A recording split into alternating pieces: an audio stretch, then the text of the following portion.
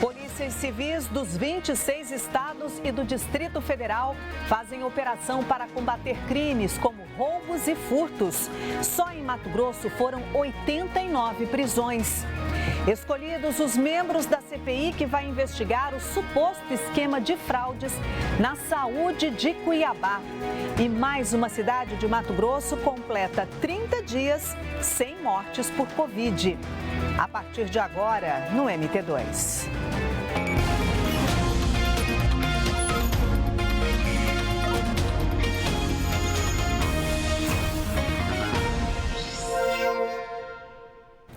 Olá, boa tarde, quase boa noite. Uma operação da Polícia Federal investiga um esquema de desvio de finalidade de caminhonetes que saíam da Zona Franca de Manaus comercializadas com incentivos fiscais. Veículos que teriam que ficar na região. Mas as caminhonetes eram comercializadas em Mato Grosso e em outros estados. Foram 24 mandados de busca e apreensões cumpridos em concessionárias, garagens de revenda de veículo e outras empresas que davam apoio à organização criminosa. Além de Manaus, policiais encontraram em Cuiabá, Várzea Grande e Tangará da Serra caixa com dinheiro, cheques e joias, já que essas seriam algumas formas de pagamento pelas caminhonetes. Os veículos comercializados na Zona Franca de Manaus são isentos de impostos como IPI, ICMS e outros. De acordo com a Polícia Federal, caminhonetes, por exemplo, 0 quilômetro, eram comercializadas R$30 mil a menos que o valor de tabela. A organização criminosa deu um prejuízo de mais de R$500 milhões em sonegações de impostos. A Zona Franca de Manaus, historicamente, é uma região menos desenvolvida, então ela possui incentivos tributários que fazem com que essas caminhonetes tenham um valor menor. Elas têm obrigação legal de permanecer na região da Zona Franca de Manaus. Porém, foi constatado que elas estão sendo comercializadas para outras regiões do país sem a devida regularização fiscal, ou seja, sem os pagamentos dos tributos. Segundo o procurador do Ministério Público Federal, o esquema foi descoberto após uma abordagem da PRF em uma das rodovias de Mato Grosso. Esse é um caso muito interessante de colaboração entre agências, porque a primeira abordagem foi da Polícia Rodoviária Federal em Cáceres, no Mato Grosso, que encaminhou à Receita Federal 3 veículos com suspeita dessa fraude. A Receita confirmou suspeitas e levantou, inclusive, que um desses veículos estava registrado em nome de pessoa já falecida. E ainda sobre essa operação federal, foi noticiado hoje pela manhã que o esquema teria envolvimento de funcionários do Detran de Mato Grosso. Em nota, o Ministério Público disse que houve uma falha na informação enviada pelo MP e que, na realidade, o envolvimento é de funcionários do Detran do estado do Amazonas. A nota afirma que as investigações não constataram envolvimento de nenhum servidor do Detran de Mato Grosso nessa organização criminosa. E policiais civis dos 26 estados e do Distrito Federal realizaram hoje uma operação para combater crimes contra o patrimônio, como roubos e furtos. Em Mato Grosso foram 89 prisões e mais de 80 mandados de busca e apreensão. Essas imagens de câmeras de segurança em frente a uma farmácia em Cuiabá mostram que assim que os ocupantes de um carro saem, os criminosos encostam e tiram tudo o que encontram dentro do veículo. Esse é um dos tipos de crimes combatidos pela operação realizada pelo Conselho Nacional de Chefes de Polícia Civil. O objetivo é concluir investigações de crimes contra o patrimônio. Segundo a polícia, em muitos casos, eles estão associados a tráfico de drogas e outras organizações criminosas. A maioria dos crimes são furtos e roubos. Os crimes contra o patrimônio são os que mais afligem o cidadão, né? São os mais cotidianos e são os que a polícia deve ter maior atenção para que a sensação de segurança e efetivamente a manutenção da ordem pública e da paz sejam mantidas. A força-tarefa é coordenada pela Polícia de Mato Grosso. 174 pessoas foram presas no estado, a maioria por roubo de celulares. 81 mandados de busca e apreensão cumpridos em diversos endereços, atrás de veículos e cargas roubadas também. A Gerência de Combate ao Crime Organizado apreendeu mais de 3 toneladas de defensivos agrícolas em Mato Grosso. Em razão da característica do agronegócio forte aqui no nosso estado, tem um crime que infelizmente vem sendo praticado constantemente, mas estamos atentos e fazendo a repressão dessas organizações criminosas atuantes em nosso estado. 7.800 policiais foram para as ruas em todo o país para cumprir mandados de prisão e busca e apreensão. No Rio de Janeiro, 77 pessoas foram presas suspeitas de roubo de carros, cargas e de envolvimento com milícias. Em Mato Grosso do Sul, a polícia encontrou dinheiro dentro de um ursinho de pelúcia. No Maranhão, 69 celulares foram recuperados. Na Paraíba, foram apreendidas munições, celulares, dinheiro e veículos. E no Pará, essas espingardas usadas em roubos a casas e comércios. No Rio Grande do Sul, a operação mirou os roubos à mão armada. O prejuízo para o município de Cuiabá, com remédios vencidos encontrados no centro de distribuição da capital, pode chegar a 30 milhões de reais, de acordo com vereadores que investigam o caso. Mas esse é um problema nacional. O senador Jaime Campos apresentou um projeto para acabar com o desperdício de remédios no Brasil. Já são 15 anos trabalhando no ramo de farmácias. Hoje, o Diego e o irmão têm 2 em Cuiabá. Negócio de família que precisa do olho do dono para funcionar direitinho. A maior preocupação é com o prazo de validade dos medicamentos. A empresa adotou um método simples. Lotes mais antigos são vendidos primeiramente. Toda hora que vai guardar um medicamento, a gente vê se aquele produto que chegou, ele vai vencer primeiro ou não. Para quê? Para a gente colocar aquele que vence antes na frente. Se perder o prazo de validade, o prejuízo é ainda dobrado, porque remédio vencido não se joga fora de qualquer jeito. Tem uma empresa terceirizada que a gente paga mensal e paga por quilo. Então, quanto mais vencer, pior é para a empresa, perde 2 vezes. Controlar o estoque e o prazo de validade dos medicamentos é uma questão de sobrevivência para farmácias particulares. Parece óbvio, né? Elas só compram o que precisam e o que vence antes é vendido antes. Mas e no sistema público? Não é bem assim. Quantas histórias de perdas de medicamentos vencidos a gente já não viu por aí? O caso mais recente em Mato Grosso foi o do Centro de Distribuição de Medicamentos de Cuiabá em abril. Vereadores encontraram centenas deles vencidos, mesmo com uma empresa recebendo 9 milhões de reais por ano para administrar o estoque. Uma CPI na Câmara e um inquérito na Polícia Civil foram abertos para investigar o caso, mas ainda não foram concluídos. Os vereadores calculam um prejuízo de aproximadamente 30 milhões de reais. Isso ocorre porque cada estado e cada município tem um método diferente para fazer o controle e os sistemas não se comunicam. Para a vice-presidente do Conselho Regional de Farmácia, falta investimento correto, tanto em tecnologia como em profissionais. O Conselho Regional muitas vezes vai fazer uma fiscalização em um município que não tem um profissional farmacêutico dentro da unidade de saúde. E como também observa, muitas vezes falta de estrutura, então muitas vezes você pode perder o medicamento não só porque ele veio numa quantidade demasiada, mas muitas vezes o local onde é armazenado não tem estrutura para isso. No fim de outubro, o Senado Federal aprovou um projeto de lei que determina que o abastecimento de medicamentos e produtos de interesse para a saúde seja controlado num sistema integrado de acompanhamento em tempo real do consumo e do estoque, para assegurar a distribuição pela União aos estados.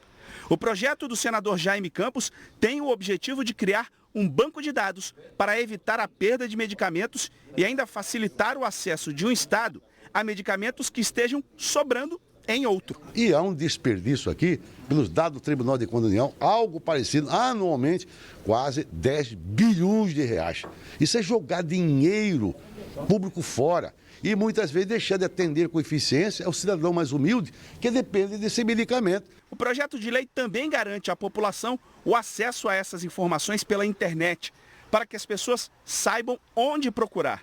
Agora, o texto vai para a Câmara dos Deputados. Espero que a Câmara aprove nesses próximos dias, seja sancionado pelo presidente da República e o Brasil avança, sobretudo com serviço com eficiência, para atender a demanda nessa questão da distribuição do remédio.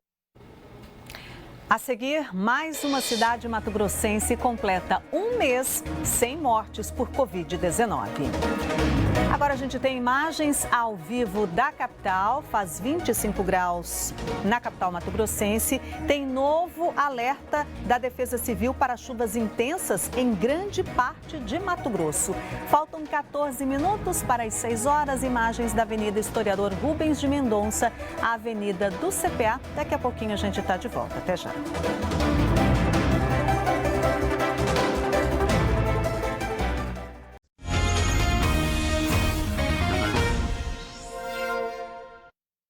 Voltamos e com uma notícia boa que vem de Tangará da Serra. A cidade completou 30 dias sem registro de mortes causadas por Covid.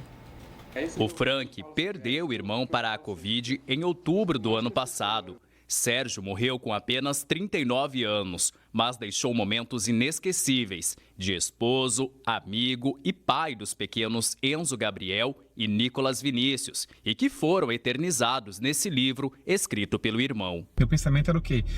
Escrever o livro, né? E aí deixar para as pessoas entregar para as pessoas que tiveram a oportunidade de conhecer ele, entendeu? E ver uma maneira de matar a saudade também, né? Tangará passou por dias difíceis. O Hospital Municipal recebeu no momento mais crítico da doença uma média de 400 pessoas por dia com suspeita da Covid. UTIs ficaram cheias.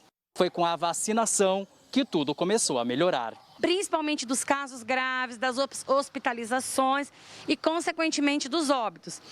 Porém, a gente observa que nós ainda temos resquícios da pandemia, nós ainda temos transmissão viral, nós ainda temos pessoas se infectando, ainda temos algumas pessoas adoecendo. A cidade completa um mês sem mortes por Covid. A última registrada foi da dona Maria José, de 70 anos, que morava há 2 meses em Tangará. Segundo a família, ela estava sempre assim, alegre, principalmente quando fazia o que mais gostava. O que é felicidade? Amor, carinho e comer.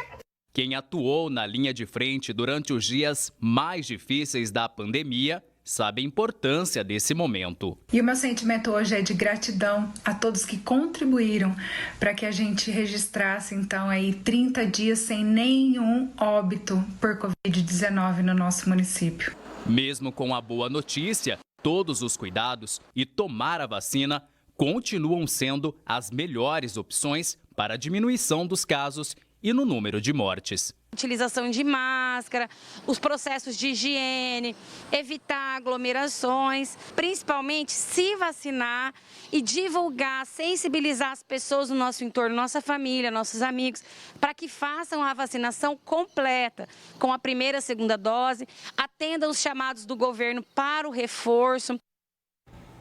Pois é, e depois do anúncio do Ministério da Saúde ontem de que toda a população acima de 18 anos terá direito à dose de reforço da vacina contra a Covid, surgiram algumas dúvidas. E o Tiago Terciotti explica como deve ser essa nova etapa da campanha de imunização.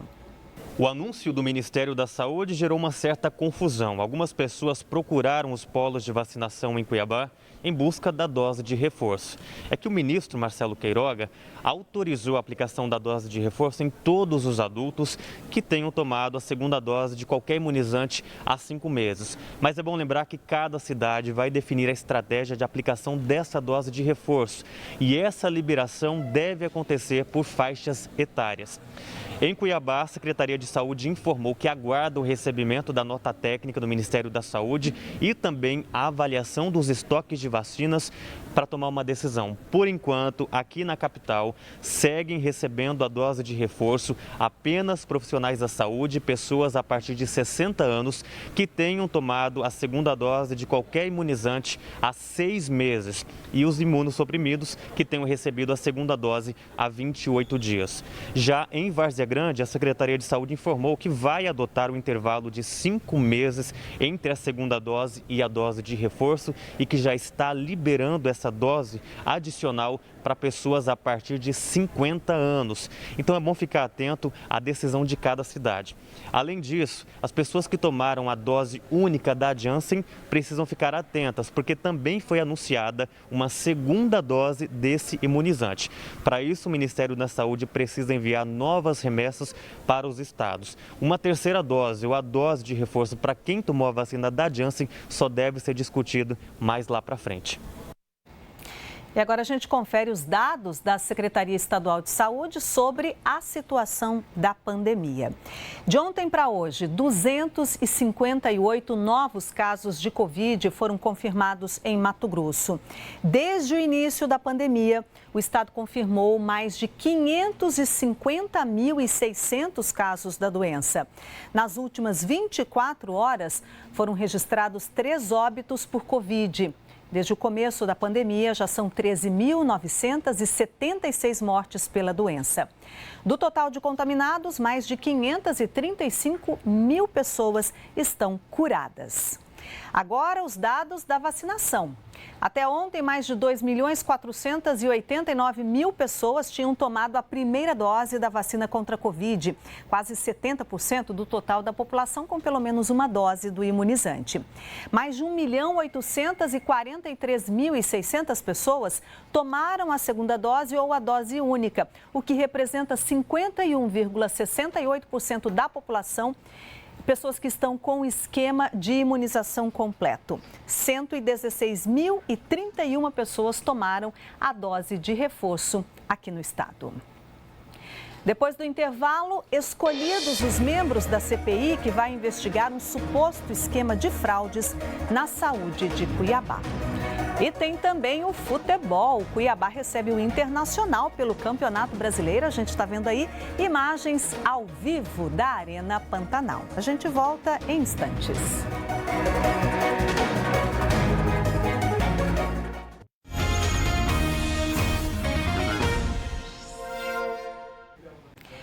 A Polícia Civil divulgou há pouco um balanço da Operação Voler, que cumpriu mandados de prisão e de busca e apreensão em todo o país contra suspeitos de envolvimento em crimes contra o patrimônio. Crimes como furtos e roubos, a gente mostrou há pouco este assunto aqui no jornal. Aqui em Mato Grosso, 271 pessoas foram presas. 91 mandados de busca e apreensão cumpridos. 90 celulares recuperados. 24 veículos apreendidos, além de armas e munições.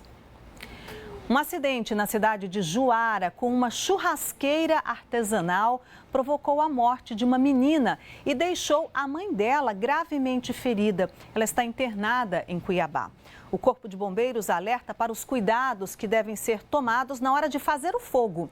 De acordo com informações do Centro de Queimados em Cuiabá, churrasqueiras artesanais são as que causam o maior número de acidentes. A menina de 1 ano era filha do auxiliar mecânico Edilson Nascimento. Ela morreu depois de ter 90% do corpo queimados por causa da explosão de uma churrasqueira fabricada em casa.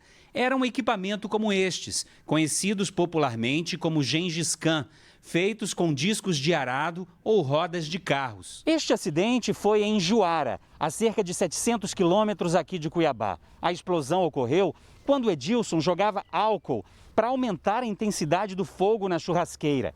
A esposa dele segurava a criança no colo e continua internada no Centro de Tratamento de Queimados, aqui do Hospital Municipal de Cuiabá. A menina chegou a ser transferida de avião aqui para a capital do estado, para garantir um socorro mais rápido, mas não resistiu e morreu em 1 semana. Se um pai passa por um sufoco que não passei, ter que enterrar uma garota tão bonita daquele jeito, não é fácil. No hospital municipal, tem sido comuns casos de pessoas que chegam com queimaduras provocadas por acidentes com churrasqueiras fabricadas em casa. Essa churrasqueira está causando um grande transtorno para a gente, porque a maioria dos casos que estão chegando são provocados por ela.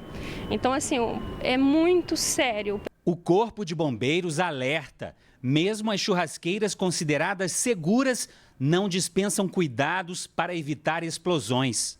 É indicado que a gente utilize álcool em gel 70% ou 95%.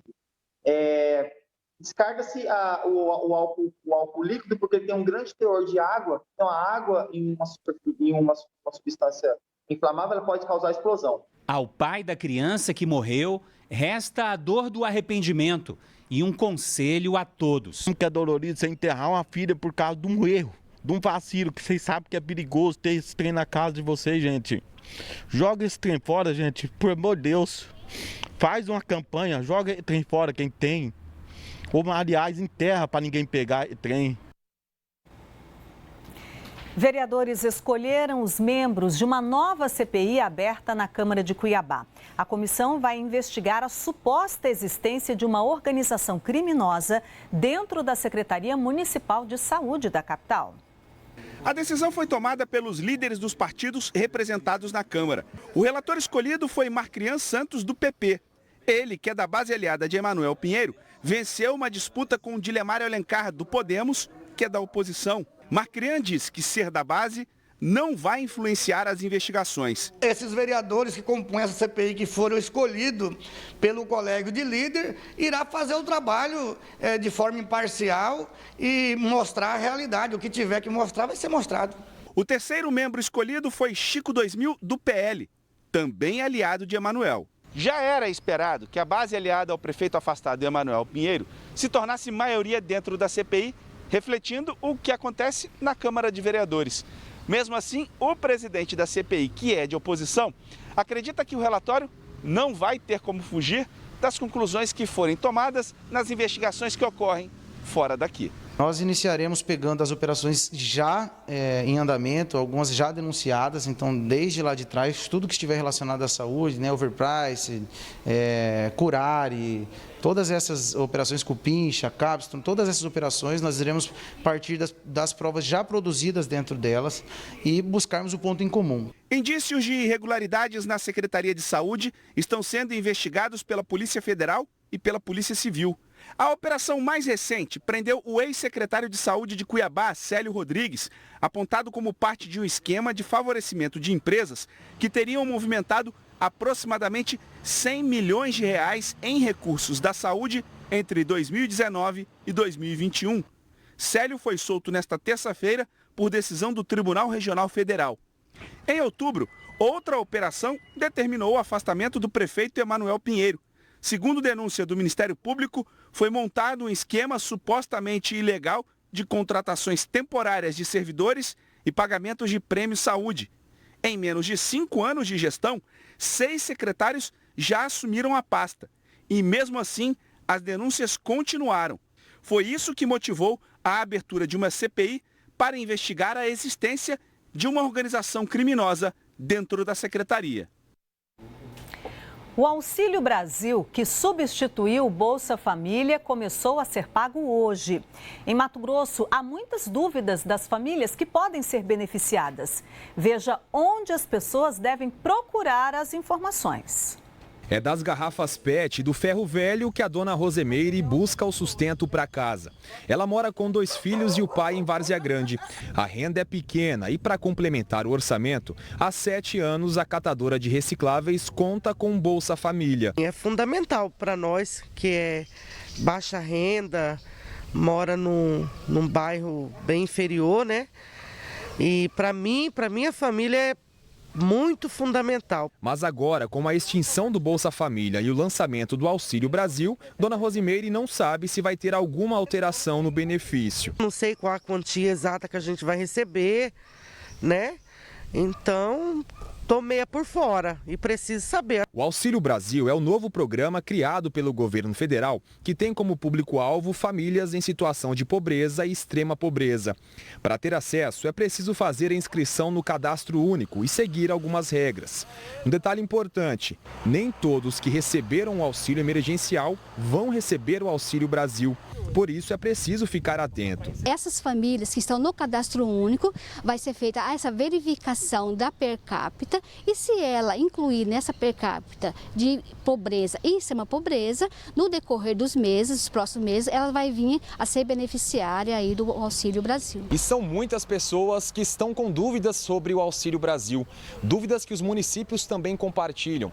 A Secretaria de Assistência Social de Cuiabá, por exemplo, informou que ainda não recebeu orientação do governo federal. Já aqui em Várzea Grande, a procura por mais informações surpreendeu. Em um dia, foram mais de 600 atendimentos a respeito do novo programa. O recebimento do benefício segue sendo pela Caixa Econômica Federal, mas o caminho para tirar dúvidas são os centros de referência em assistência social. E é importante que as pessoas saibam que aquelas que são beneficiárias do Bolsa Família, que estão com seus dados atualizados no último ano, agora neste ano, elas vão ser automaticamente migradas por esse novo programa Auxílio Brasil. Então, a Secretaria de Assistência Social, ela está de portas abertas, assim como o CRAS, as nossas unidades de CRAS, nos 4 polos do município de Várzea Grande, tem esse atendimento do cadastro único para receber o munícipe que queira saber mais. Então, quem já fez atualização recentemente não precisa, mas quem está com os dados desatualizados, é importante sim que busque a Secretaria de Assistência, por meio do CRAS ou aqui a sede, para que essa atualização seja feita, para que possa receber esse benefício. E a bola está rolando para Cuiabá. E o MT2 termina aqui. Hoje o Jornal Nacional também começa mais cedo, às 5:55. Outras notícias da nossa região no G1 Mato Grosso e amanhã cedinho no Bom Dia Mato Grosso, a partir das 6 da manhã. Fique com um pouco mais do futebol.